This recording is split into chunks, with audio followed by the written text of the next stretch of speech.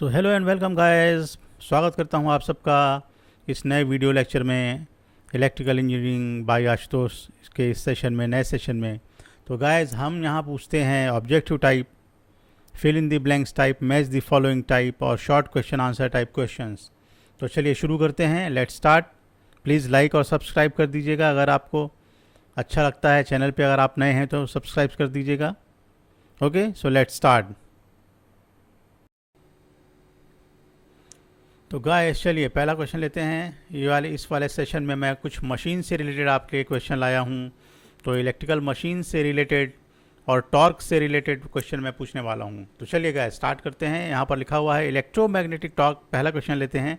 Electromagnetic torque in rotating electrical machinery is present when, option देख लीजिए, both stator and rotor winding carry current, B air gap is uniform, C stator winding alone carries current, D rotor winding alone carries current. तो इसका मतलब ये है guys, यहाँ पर बता रहा है ये कि इलेक्ट्रोमैग्नेटिक जो टॉर्क होता है किसी भी रोटेटिंग इलेक्ट्रिकल मशीन में वो प्रेजेंट कब होता है।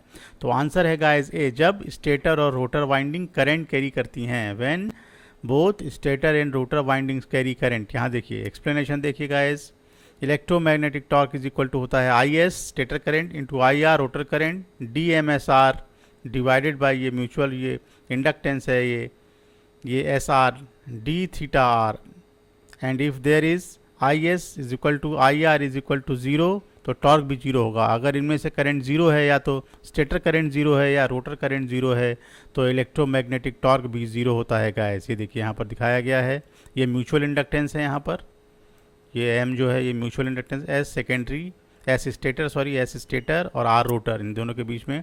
तो I S I R D M S R divided by D theta R. तो ये इलेक्ट्रोमैग्नेटिक टॉर्क का इक्वेशन होता है गाइस। तो इस तरीके से पहला आंसर है both stator and rotor windings carry current. चलिए सेकंड क्वेश्चन देखते हैं guys. The interaction torque in A rotating electrical machine depends on which of the following components. तो यहाँ पर भी टॉर्क की बात की गई है।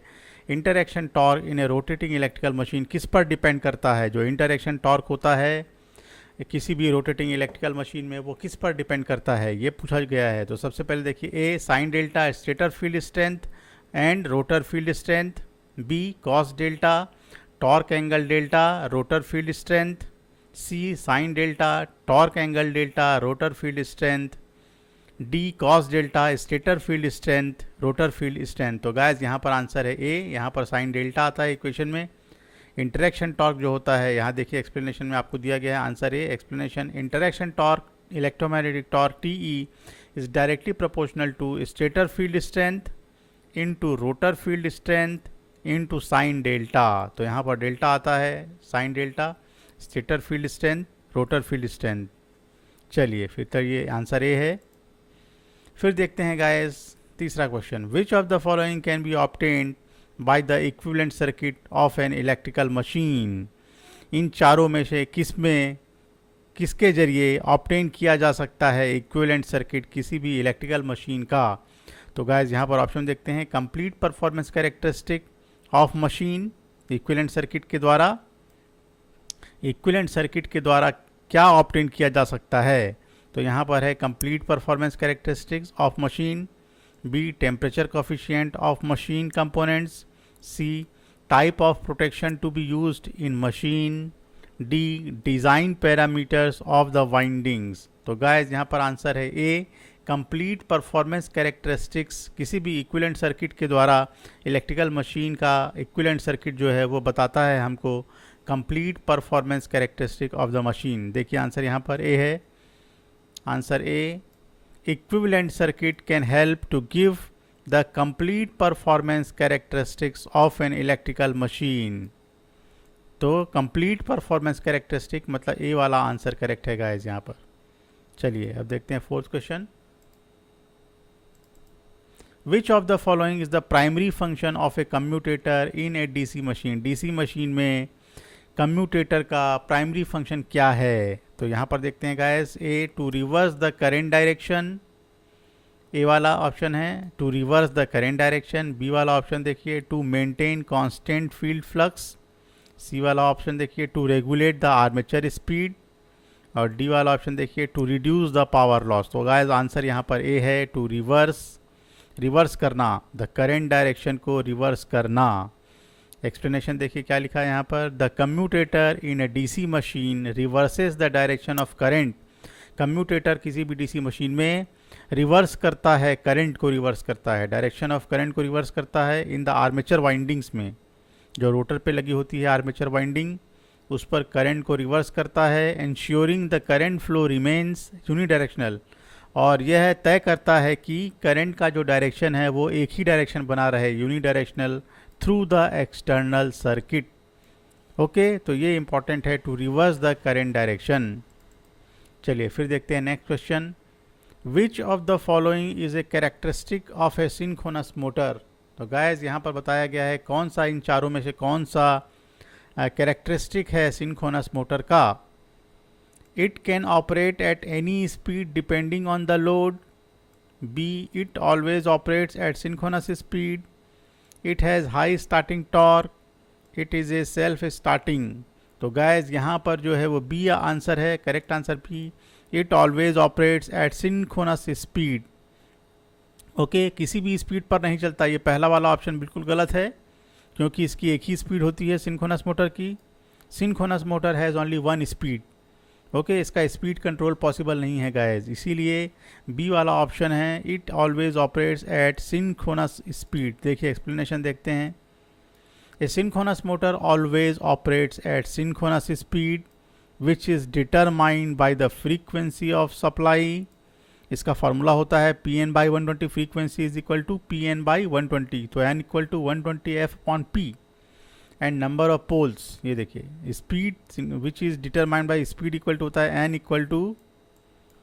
Equal to frequency of supply 120 F upon P, number of poles, नीचे आता है number of poles in the motor, तो N equal to speed of synchronous speed N S is equal to 120 F upon P, frequency of supply and divided by number of poles, इससे इसकी speed decide होती है। चलिए फिर देखते हैं guys, which of the following is the primary advantage of a three phase induction motor. Three phase induction motor का कौन सा प्राइमरी एडवांटेज है, कौन सा फायदेमंद घटक है। प्राइमरी एडवांटेज मतलब 4 ऑप्शन आपको दिए गए हैं, पहला high starting torque, B smooth operation and less vibration, C high efficiency, D simple construction and low cost. तो गाइस यहाँ पर डी आंसर है, हाई स्टार्टिंग टॉर्क तो होता ही है, स्मूथ ऑपरेशन होता है, लेकिन सबसे ज़्यादा प्राइमरी एडवांटेज क्या है, simple construction and low cost. ये देखिए explanation, three phase induction motor are known for the simple construction, reliability and cost effectiveness compared to other motor types। तो सिंपल कंस्ट्रक्शन और लो कॉस्ट इसका सबसे प्राइमरी एडवांटेज है।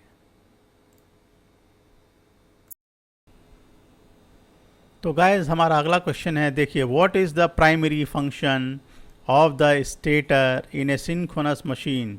किसी भी सिंक्रोनस मशीन में स्टेटर का प्राइमरी फंक्शन क्या है, क्या होता है। तो चलिए ऑप्शन देखते हैं, A option to generate the magnetic field, B to provide mechanical power, C to act as a conductor for the current, D to control the speed of the rotor. तो गाइस यहाँ पर explanation देखिए, answer है A to generate the magnetic field in synchronous machine. Synchronous machine में the stator is responsible for generating the magnetic field. यहाँ पर stator में इसके लिए ये रिस्पॉन्सिबल होता है, स्टेटर का जो पार्ट होता है वो मैग्नेटिक फील्ड प्रोड्यूस करता है, रिक्वायर्ड फॉर ऑपरेशन, मशीन के ऑपरेशन के लिए, इसके चलने के लिए यहाँ से फील्ड पैदा होना जरूरी है, फील्ड प्रोड्यूस होना जरूरी है। While the rotor maintains synchrony with the field, और यहाँ पर सिंक्रोनस मशीन में रोटर भी उसको फॉलो करता है, उसके साथ साथ चलता है, और इसीलिए यहाँ पर दोनों के बीच रिलेटिव वेलोसिटी जो है वो 0 होती है, स्टेटर स्पीड और rotor speed. While the rotor maintain synchrony with this field.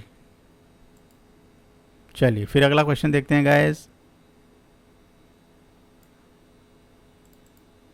Which of the following losses is associated with eddy currents in an electrical machine.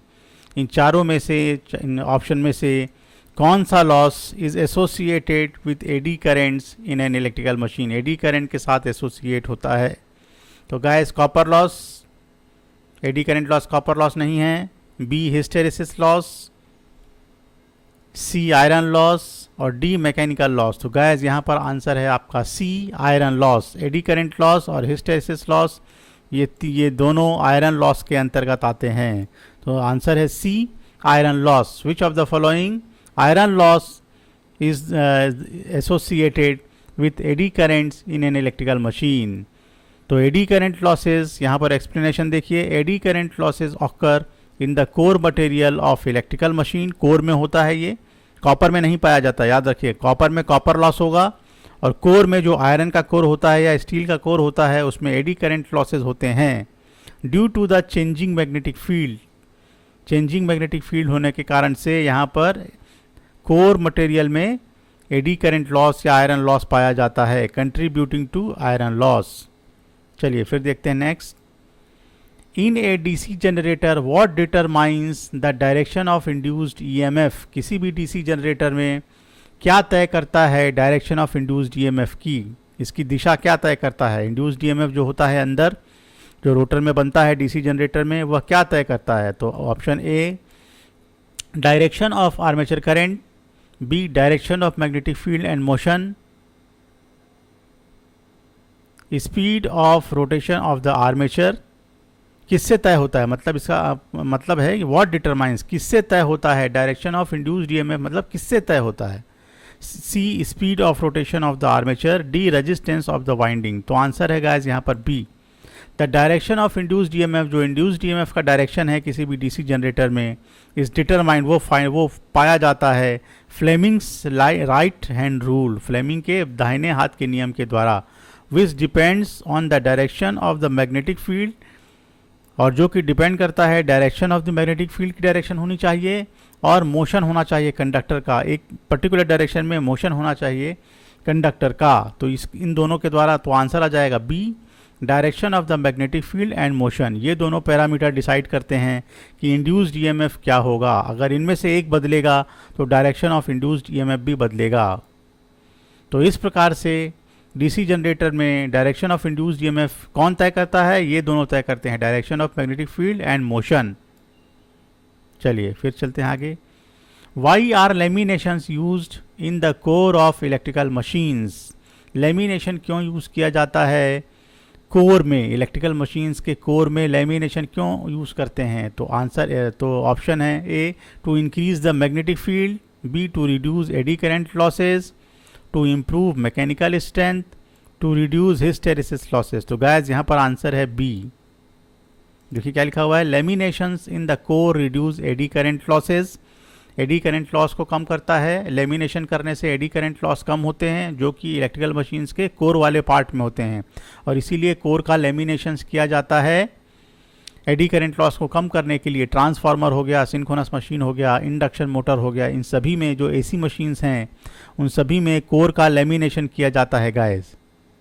इन सभी में कोर का लेमिनेशन किया जाता है by increasing the resistance to the flow of eddy current, thereby improving efficiency, और इसके कारण से एफिशिएंसी बढ़ती है। चलिए फिर देखते हैं, what is the purpose of using a starter in a DC motor? What is the purpose of using a starter in DC motor? Starter का यूज क्यों किया जाता है डीसी मोटर में? To limit the speed, to reduce back EMF, to limit the starting current, to increase efficiency. तो guys यहाँ पर answer है स्टार्टिंग करंट को लिमिट करने के लिए। ओके, एक्सप्लेनेशन देखते हैं। देखिए, a starter is used in a DC motor to limit the high inrush current. जो स्टार्टिंग में बहुत ज़्यादा करंट आती है मोटर में ड्यूरिंग स्टार्टअप के दौरान, जैसे ही आप स्टार्ट करते हैं मोटर को, which can damage the winding and component, जो कि डैमेज कर सकता है वाइंडिंग और कंपोनेंट को।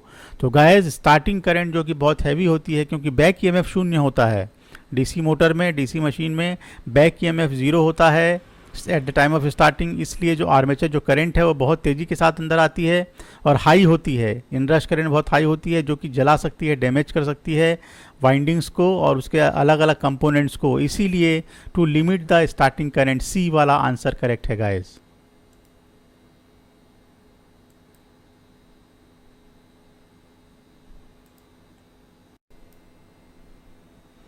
तो चलिए गाइस फिर नेक्स्ट क्वेश्चन लेते हैं। What is the primary cause of hysteresis losses in electrical machine?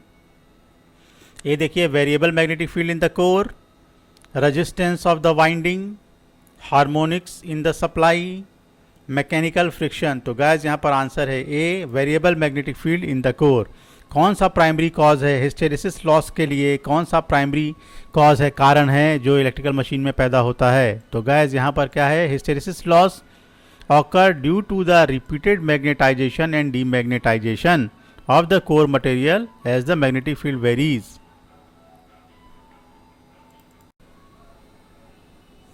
तो गाइस अगला क्वेश्चन है, which of the most widely used material in the core of the transformer? कौन सा कोर में, ट्रांसफार्मर के कोर में कौन सा मटेरियल यूज किया जाता है? तो पहला ऑप्शन देखिए, cold rolled grain oriented sheet steel, B है cold rolled grain steel, C है सॉफ्ट आयरन और डी है स्टील। तो गाइस इसका आंसर है ए, कोल्ड रोल्ड CRGO, जिसको बोला जाता है CRGO steel. CRGO cold rolled grain oriented sheet steel has magnetization in the rolling direction and low core losses. इसके कारण इसका यूज़ करने से कोर लॉसेस कम होता है and very high permeability than present material, और इसकी चुंबकशीलता या परमीबिलिटी बहुत हाई होती है। फिर देखते हैं guys, which of the below estimations require results of both open circuit test and short circuit test? इससे आप क्या फाइंड कर सकते हैं? ओपन सर्किट टेस्ट और शॉर्ट सर्किट टेस्ट किसी भी से आप क्या फाइंड कर सकते हैं? Efficiency, equivalent impedance of one side of the winding, voltage regulation for exact circuit, all of the above. तो आंसर है guys all of the above. All the estimations asked will need result of both the test. Open circuit test और short circuit test से आप ये तीनों चीज़ें ऊपर की फाइंड कर सकते हैं। तो गाइस आज का सेशन बस यहीं तक रखते हैं, फिर नेक्स्ट वीडियो में मिलेंगे और दूसरे क्वेश्चंस के साथ। तो गाइस अगर आपको ये सेशन अच्छा लगा हो वीडियो लेक्चर का तो कृपया लाइक कर दीजिएगा, सब्सक्राइब कर दीजिएगा। अगर आप चैनल पे नए हैं तो चैनल को सब्सक्राइब कर लीजिएगा और कमेंट करते रहिएगा। अगर आपको कोई डाउट है तो आप प्लीज़ कमेंट करते रहिएगा। तो मिलते हैं गाइस नेक्स्ट वीडियो सेशन में फिर किसी वीडियो में, तब तक के लिए गुड बाय गाइस।